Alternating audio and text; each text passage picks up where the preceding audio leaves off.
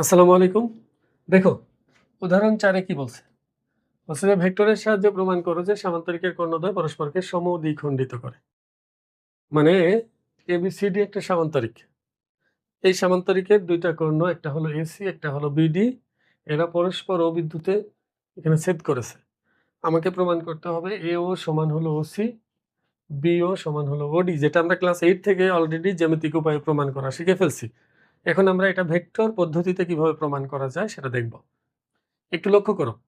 আমি এগুলোকে যদি ধরে নেই, দেখো এও ভেক্টর, যেহেতু আমার এও সমান ওসি দেখাতে হবে, তাহলে এও ভেক্টরকে আমরা ছোট হাতের এ, বিও ভেক্টরকে ছোট হাতের বি, ওসি ভেক্টরকে ছোট হাতের সি, আর ওডি ভেক্টরকে ছোট হাতের ডি ধরে নিলাম। আর যেহেতু এখানে ত্রিভুজ বিধি প্রয়োগ করতে হবে, এ বি সি ত্রিভুজের দিকে তাকাও, এ বি কে একটা ক্রম, বিসি কে একই ক্রম দিয়ে দিলাম, A B BC, R AC হলো ভিন্ন ক্রম। একইভাবে আমি যদি এই ত্রিভুজ এডিসি নিয়ে চিন্তা করি, যেহেতু এটা এ বি এদিকে দিয়েছি, আমরা সামান্তরিকের বিপরীত বাহু চেষ্টা করি একই ক্রমে রাখার।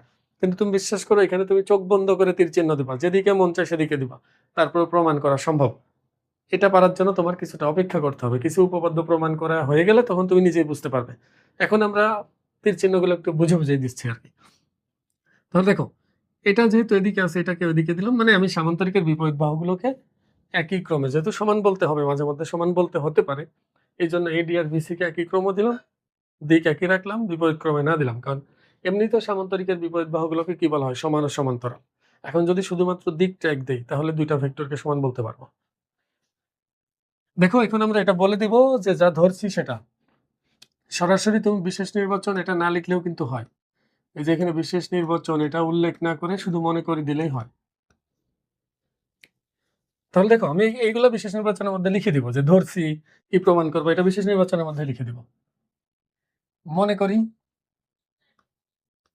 মনে করি এবিসিডি সামান্তরিকের, এবিসিডি সামান্তরিকের এসি ও বিডি, এসি ও বিডি কর্ণদ্বয়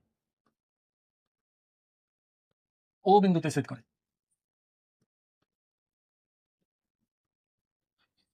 আবার মনে করি, একবার যেহেতু মনে করছি আরেকবার মনে করবো। কি মনে করবো? এ ও, এই যে ধরছি যেগুলোকে ধরে নিলাম, এ ও ভেক্টর হলো এ, বি ও ভেক্টর হলো বি, ও সি ভেক্টর হলো সি, আর ওডি ভেক্টর হলো ডি। এটা আমি আবার বলে দিব। আবার মনে করি এ ও ভেক্টর সমান হলো ছোট হাতের এ, বি ও ভেক্টর এটা সমান হলো ছোট হাতের বি, ও সি ভেক্টর ছোট হাতের সি।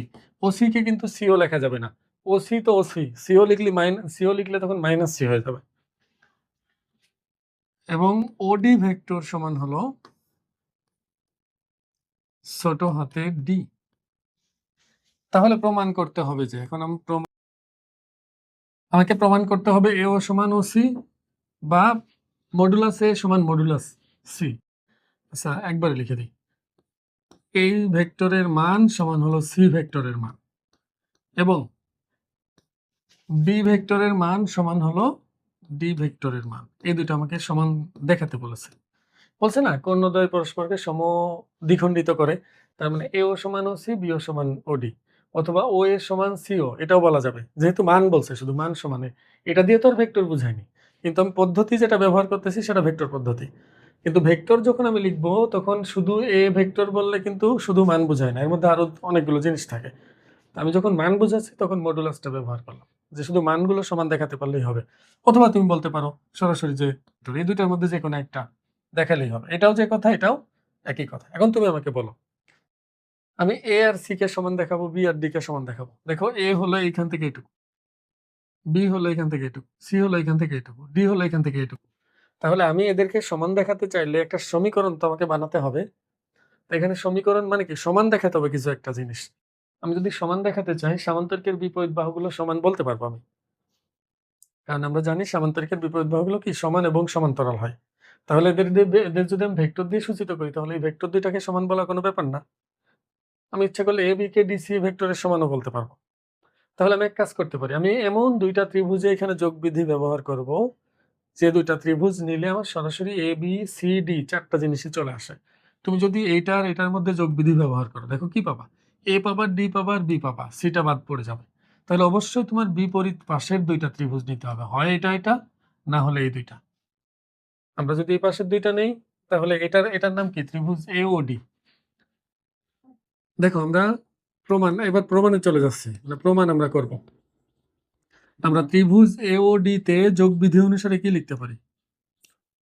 ভেক্টর যোগের ত্রিভুজ বিধি অনুসারে। দেখো আমরা লিখতে পারবো এ ও প্লাস ও ডি সমান হলো এডি, কারণ একই ক্রমের দুইটার যোগফল বিপরীত ক্রমের সমান। তাহলে আমরা এখানে লিখতে পারবো এডি ভেক্টর সমান হবে এ ও ভেক্টর আর ওডি ভেক্টরের যোগফলের সমান। এখন এডি সমান আমরা পাবো, এ ও মানে হলো ছোট হাতের এ, ওডি ভেক্টরকে ধরছি ছোট হাতের ডি। এবার আমরা বিপরীত পাশেটাই চলে যাই, ত্রিভুজ বি ও সি। তাহলে ত্রিভুজ বি ও সি এ ভেক্টর যোগের ত্রিভুজ বিধি অনুসারে আগেরটার মতোই তোমরা একটার মতো করে লিখবা, তুমি আবার শর্টকাটে লিখো না, আমার লিখতে সময় লাগবে তাই শর্টকাটে লিখছি। এখন দেখো এটার মধ্যে যোগ বিধি ব্যবহার করলে বিও প্লাস ওসি সমান হলো বিসি। তাহলে আমি লিখতে পারবো বিসি ভেক্টর সমান হলো BO vector plus OC vector. OC vector. এবার দেখো বিও আর ওসি, বিও মানে বি, ওসি মানে হলো সি। তাহলে বিসি ভেক্টর পাচ্ছি আমরা হলো B vector plus C vector. একটু লক্ষ্য করো, এটা সামান্তরিকের একটা বাহু, এটা ওই সামান্তরিকের বিপরীত বাহু, মানে এডি আর বিসি এরা এই দুটা ভেক্টর কি সমান বলা যাবে না? অবশ্যই যাবে। তাহলে আমরা এখানে লিখতে পারি আবার এডি ভেক্টর সমান হলো বিসি ভেক্টর, কারণ সামান্তরিকের বিপরীত বাহু। বিষয়টা বোঝার চেষ্টা করো, সামান্তরিকের একজোড়া বিপরীত বাহু এমনিতেই সমান এবং সমান্তরাল হয়। এখন যদি তাদের দিক একই দিকে দিয়ে দেয় তাহলে তো ওই ভেক্টর দুটাই সমান হয়ে যাবে, কারণ ভেক্টর সমান হওয়ার জন্য যে তিনটা শর্ত দরকার সেই তিনটা শর্ত এরা পালন করে। এখন আমরা এডি ভেক্টরের মান আমরা জানি, এটা এডি কি ছিল? এ প্লাস ডি, আর বিসি ছিল হলো B vector plus C vector, B vector plus C vector. এখন আমার যেগুলো প্রমাণ দরকার, দেখো এ আর ডি কে সমান দেখাবো, সরি এ আর সি কে সমান দেখাবো, বি আর ডি কে সমান দেখাবো। তাহলে এ আর সি কে এক পাশে নিয়ে আসবো, এ এর পাশে সি কে নিয়ে আসলে এটা হবে মাইনাস, আর বি এর পাশে ডি কে নিয়ে গেলে ওটা হবে মাইনাস। এখন তুমি বলো এইটা একটা ভেক্টর, এটা একটা ভেক্টর, মানে দেখো তোমার কাছে মনে হতে পারে স্যার এখানে তো দুইটা ভেক্টর, আপনি একটা ভেক্টর কেন বলতেছেন? স্যার দুইটা ভেক্টর যোগ বিয়োগ করলে তো একটা ভেক্টরই হয় নাকি? দুইটা ভেক্টর বিয়োগ করলে একটা ভেক্টর পাওয়া যায় না? দুইটা ভেক্টর যোগ করলে একটা ভেক্টর পাওয়া যায় না? তো এটা তো বিয়োগ ফলটা একটা ভেক্টর নাকি?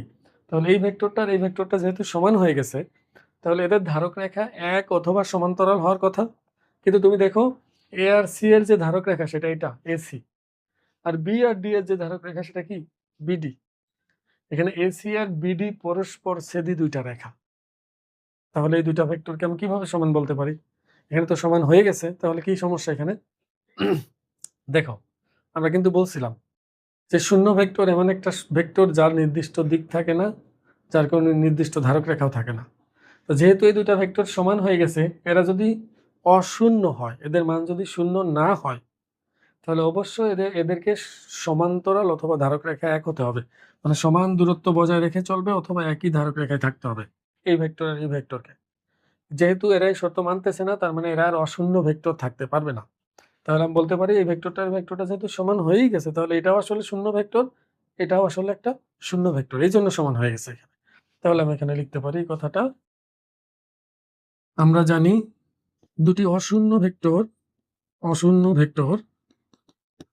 সমান হলে ধারক রেখা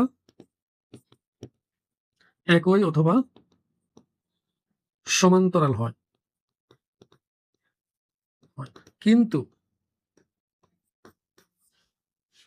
এখানে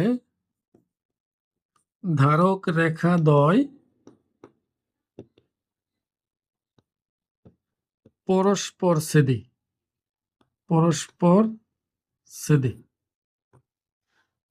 তার মানে আমরা বলতে পারি এরা অশূন্য ভেক্টর না, এই যে অশূন্য ভেক্টর হতে পারবে না। তাহলে সুতরাং ভেক্টর দ্বয় অশূন্য নয়। তাহলে এখন অশূন্য যদি না হয় তাহলে আমি বলতে পারি a মাইনাস সি ভেক্টরের মানও শূন্য এবং b মাইনাস ডি ভেক্টরের মানও শূন্য। এটাই যদি শূন্য হয় তাহলে a ভেক্টর সমান হবে সি ভেক্টর, এটাকে ডানে পাঠালাম। আবার b ভেক্টর সমান হয়ে যাবে হলো ডি ভেক্টর, কারণ এটা মাইনাস ডানে গেলে কি হয়ে যাবে, প্লাস হয়ে যাবে। আর যেহেতু দুইটা ভেক্টর সমান তাহলে অবশ্যই এদের মান সমান হবে। তাহলে আমি লিখতে পারবো সুতরাং a ভেক্টরের মান অবশ্যই সি ভেক্টরের মানের সমান হবে এবং বি ভেক্টরের মান অবশ্যই ডি ভেক্টরের মানের সমান হবে। এইটা আমাকে প্রমাণ করতে বলছিল। আমি আশা করব তোমরা বুঝতে পারছো।